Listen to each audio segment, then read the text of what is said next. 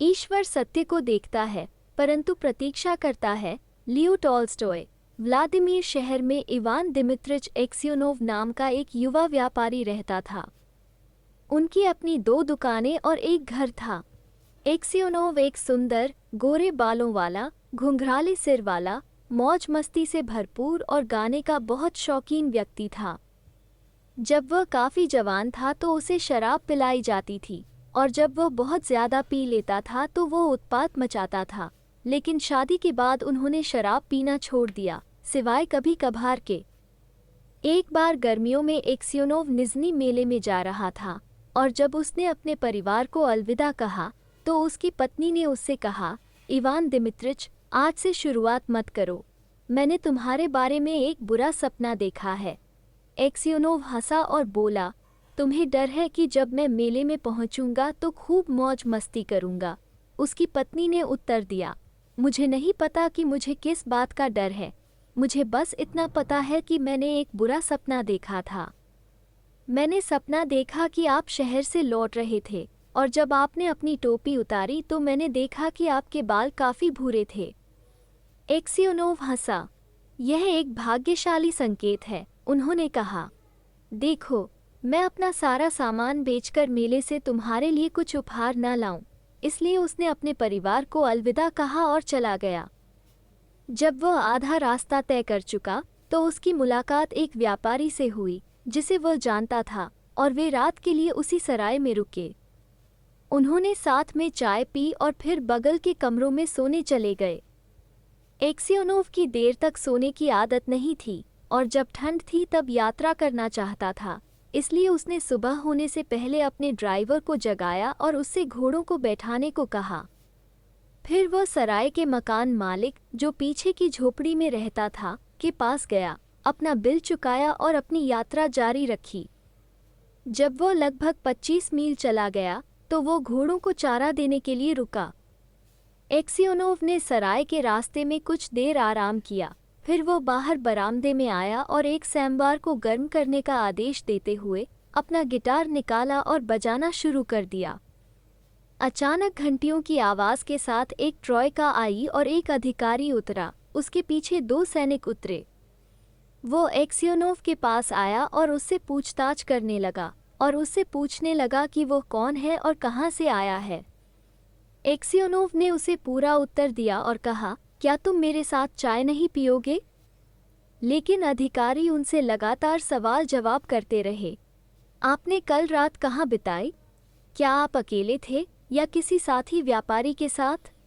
क्या आपने आज सुबह दूसरे व्यापारी को देखा? तुम सुबह होने से पहले सराय से क्यों निकल गए? एक्सियोनोव को आश्चर्य हुआ कि उससे ये सभी प्रश्न क्यों पूछे गए, लेकिन उसने जो कुछ हुआ था उसका वर्णन किया और फिर कहा, आप मुझसे ऐसे जिरह क्यों करते हैं जैसे कि मैं कोई चोर या डाकू हूँ? मैं अपने स्वयं के व्यवसाय के लिए यात्रा कर रहा हूँ और मुझसे सवाल करने की कोई ज़रूरत नहीं है। तब अधिकारी ने सिपाहियों को बुलाते हुए कहा, मैं इस जिले का पुलिस अधिकारी हूँ और मैं तुमसे प्रश्न करता हूँ क्योंकि जिस व्यापारी के साथ तुमने कल रात बिताई थी उसका गला कटा हुआ पाया गया है। हमें तुम्हारी चीज़ों की तलाशी लेनी चाहिए। वे घर में घुस गए। सैनिकों और पुलिस अधिकारी ने एक्सियोनोव के सामान को खोला और उसकी तलाशी ली। अचानक अधिकारी ने चिल्लाते हुए बैग से चाकू निकाला। ये किसका चाकू है? एक्सियोनोव ने देखा और अपने बैग से खून से सना चाकू देखकर वो डर गया। इस चाकू पर खून कैसे लगा है? एक्सियोनोव ने जवाब देने की कोशिश की, लेकिन मुश्किल से एक शब्द भी बोल सका और केवल हकलाते हुए बोला, मैं, पता नहीं, मेरा नहीं। तब पुलिस अधिकारी ने कहा, आज सुबह व्यापारी को बिस्तर पर उसका गला कटा हुआ पाया गया था। आप एकमात्र व्यक्ति हैं जो ऐसा कर सकते थे। घर अंदर से बंद था और कोई नहीं था। यहाँ ये खून है, तुम्हारे बैग में दागदार चाकू और तुम्हारा चेहरा और व्यवहार तुम्हें धोखा देते हैं। मुझे बताओ, तुमने उसे कैसे मारा और तुमने कितने पैसे चुराए? एक्सियोनोव ने कसम खाई कि उसने ऐसा नहीं किया है, कि उन्होंने साथ में चाय पीने के बाद व्यापारी को नहीं देखा था, कि उसके पास अपने 8,000 रूबल के अलावा कोई पैसा नहीं था और चाकू उसका नहीं था। लेकिन उसकी आवाज़ टूट गई थी, उसका चेहरा पीला पड़ गया था और वह डर से कांप रहा था जैसे कि वह दोषी हो गया हो। पुलिस अधिकारी ने सिपाहियों को एक्सियोनोव को बांधने और गाड़ी में डालने का आदेश दिया। जैसे ही उन्होंने उसके पैर बांधे और उसे गाड़ी में डाला, एक्सियोनोव ने खुद को क्रॉस किया और रोने लगा। उससे उसका पैसा और सामान ले लिया गया और उसे नज़दीकी शहर में भेज दिया गया और वहां कैद कर दिया गया। व्लादिमीर में उसके चरित्र के बारे में पूछताछ की गई। उस शहर के व्यापारियों और अन्य निवासियों ने कहा कि पहले वह शराब पीता था और अपना समय बर्बाद करता था, लेकिन वह एक अच्छा आदमी था। फिर मुकदमा चला। उस पर रयजान के एक व्यापारी की हत्या करने और उससे 20,000 रूबल लूटने का आरोप लगाया गया। उसकी पत्नी निराशा में थी और उसे समझ नहीं आ रहा था कि वह किस पर विश्वास करे। उसके सभी बच्चे काफ़ी छोटे थे, एक उसके स्तन पर एक बच्चा था। उन सबको साथ लेकर वो उस नगर में गई जहां उसका पति कारागार में था। पहले तो उसे उससे मिलने की अनुमति नहीं थी, लेकिन बहुत मिन्नत करने के बाद उसे अधिकारियों से अनुमति मिल गई और उसे उसके पास ले जाया गया। जब उसने अपने पति को जेल की पोशाक और जंजीरों में जकड़े हुए चोरों और अपराधियों के साथ बंद देखा तो वो गिर पड़ी और बहुत देर तक उसे होश नहीं आया। तब उसने अपने बच्चों को अपनी ओर खींचा और उसके पास बैठ गई। उसने उसे घर की बातें बताईं और पूछा कि उसके साथ क्या हुआ था। उसने उसे सब बताया और उसने पूछा, अब हम क्या कर सकते हैं? हमें ज़ार से प्रार्थना करनी चाहिए कि वो एक निर्दोष व्यक्ति को नष्ट न होने दे। उसकी पत्नी ने उसे बताया कि उसने ज़ार को एक याचिका भेजी थी, लेकिन इसे स्वीकार नहीं किया गया था। एक्सियोनोव ने कोई उत्तर नहीं दिया, बल्कि निराश होकर देखा। तब उसकी पत्नी ने कहा, यह व्यर्थ नहीं था कि मैंने सपना देखा कि तुम्हारे बाल सफ़ेद हो गए हैं। आपको याद है? तुम्हें उस दिन की शुरुआत नहीं करनी चाहिए थी। और उसके बालों में अपनी उंगलियां फिराते हुए उसने कहा, वान्या प्रिय, अपनी पत्नी को सच बताओ, क्या ये तुमने नहीं किया जिसने ये किया? तो तुम्हें भी मुझ पर शक है, एक्सियोनोव ने कहा और अपना चेहरा हाथों में छिपाकर रोने लगा। तभी एक सिपाही कहने आया कि पत्नी बच्चे चले जाएं, और एक्सियोनोव ने आखिरी बार अपने परिवार को अलविदा कहा। जब वे चले गए तो एक्सियोनोव को जो कहा गया था वह याद आया, और जब उसे याद आया कि उसकी पत्नी को भी उस पर संदेह था, तो उसने खुद से कहा, ऐसा लगता है कि केवल ईश्वर ही सच्चाई को जान सकता है। केवल उसी से हमें अपील करनी चाहिए और केवल उसी से दया की आशा करो। और एक्सियोनोव ने कोई और याचिका नहीं लिखी, सारी आशा छोड़ दी और केवल भगवान से प्रार्थना की। एक्सियोनोव को कोड़े मारने और खदानों में भेजने की निंदा की गई, इसलिए उसे कोड़े मारकर कोड़े मारे गए, और जब गांठ से बने घाव ठीक हो गए तो उसे अन्य दोषियों के साथ साइबेरिया ले जाया गया। 26 वर्षों तक एक्सियोनोव साइबेरिया में एक अपराधी के रूप में रहा।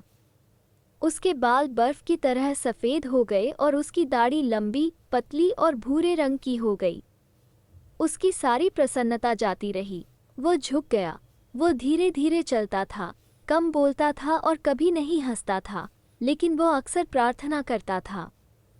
जेल में एक्सियोनोव ने जूते बनाना सीखा और थोड़े पैसे कमाए, जिससे उसने the lives of the saints खरीदी। उन्होंने ये पुस्तक तब पढ़ी जब जेल में पर्याप्त रोशनी थी, और रविवार को जेल चर्च में वह पाठ पढ़ता था और गायक मंडली में गाता था, क्योंकि उसकी आवाज़ अब भी अच्छी थी। जेल अधिकारियों ने एक्सियोनोव को उसकी नम्रता के लिए पसंद किया और उसके साथ ही कैदी उसका सम्मान करते थे। वे उसे दादा और संत कहते थे।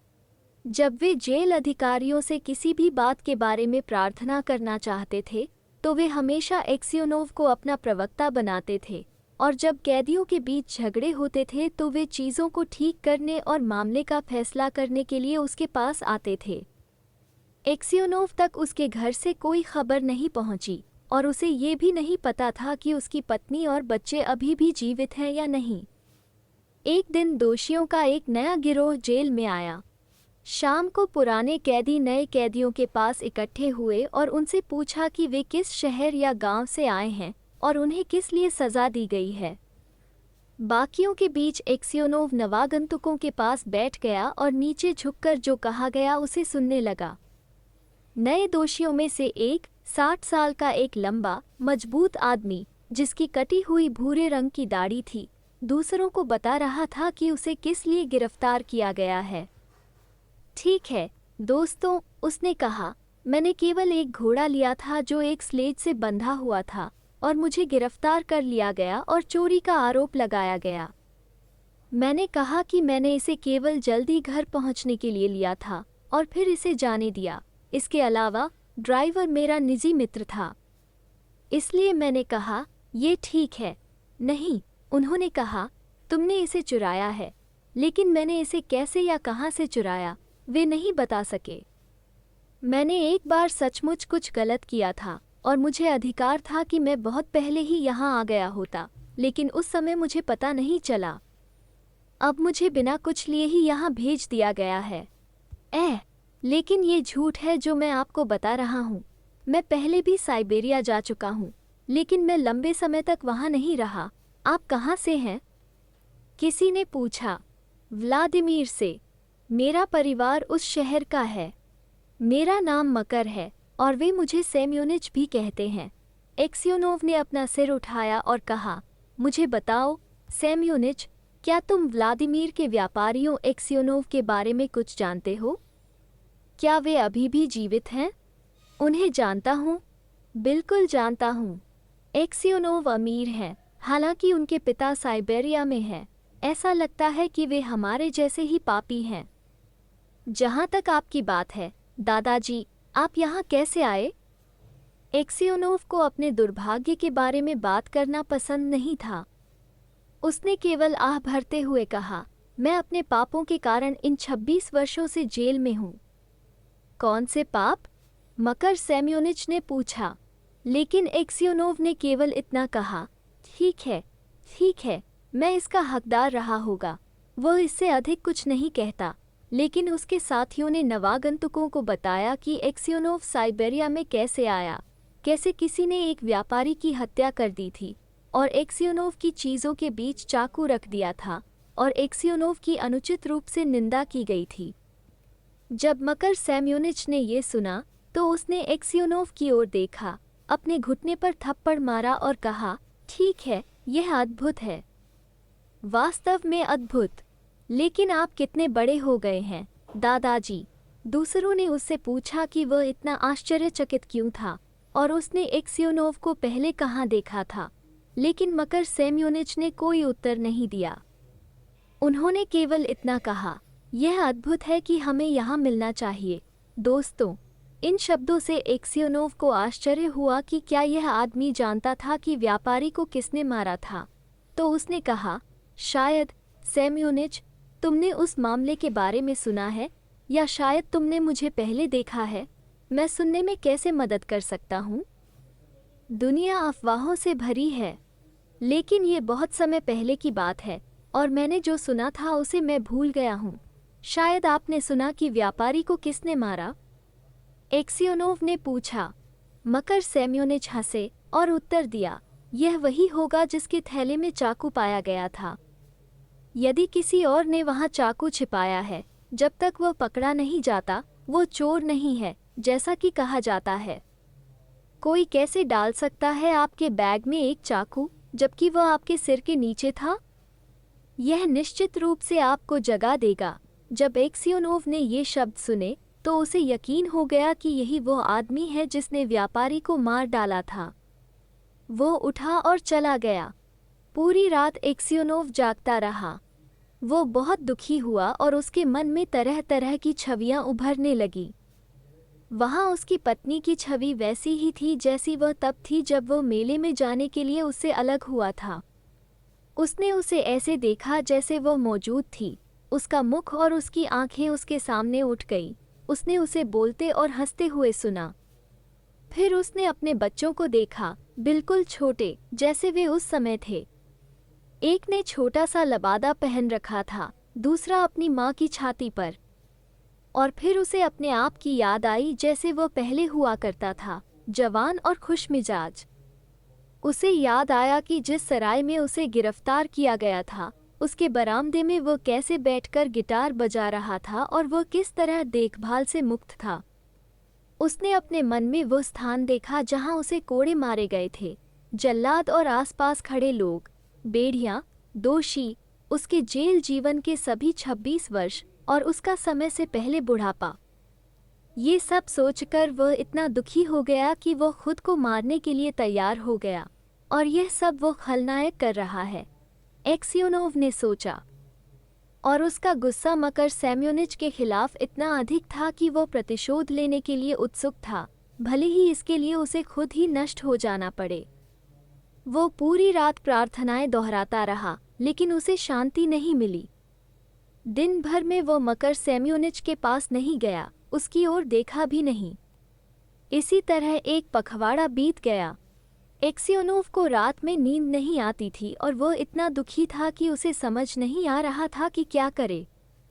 एक रात जब वो जेल में घूम रहा था तो उसने देखा कि जिन अलमारियों पर कैदी सोते थे उनमें से एक के नीचे से कुछ मिट्टी निकल रही थी। वो ये देखने के लिए रुका कि यह क्या है। अचानक मकर सेम्योनिच शेल्फ के नीचे से निकला और डरे हुए चेहरे से एक्सियोनोव की ओर देखा। एक्सियोनोव ने उसकी ओर देखे बिना आगे बढ़ने की कोशिश की, लेकिन मकर ने उसका हाथ पकड़ लिया और उसे बताया कि उसने दीवार के नीचे एक छेद खोदा है और मिट्टी को अपने हाई बूट्स में डालकर निकाल रहा है और हर दिन सड़क पर उसे खाली कर रहा है। जब कैदियों को उनके काम पर ले जाया गया, बस तुम चुप रहो बूढ़े आदमी और तुम भी बाहर निकल जाओगे। यदि तुम बड़बड़ाओगे तो वे मेरी जान ले लेंगे, लेकिन मैं पहले तुम्हें मार डालूंगा। जब एक्सियोनोव ने अपने दुश्मन की ओर देखा तो वो गुस्से से कांप उठा। उसने ये कहते हुए अपना हाथ खींच लिया, मुझे भागने की कोई इच्छा नहीं है और तुम्हें मुझे मारने की कोई ज़रूरत नहीं है। तुमने मुझे बहुत पहले ही मार डाला है। जहाँ तक तुम्हारे कहने की बात है, मैं ऐसा कर सकता हूँ या नहीं, जैसा भगवान निर्देशित करेंगे।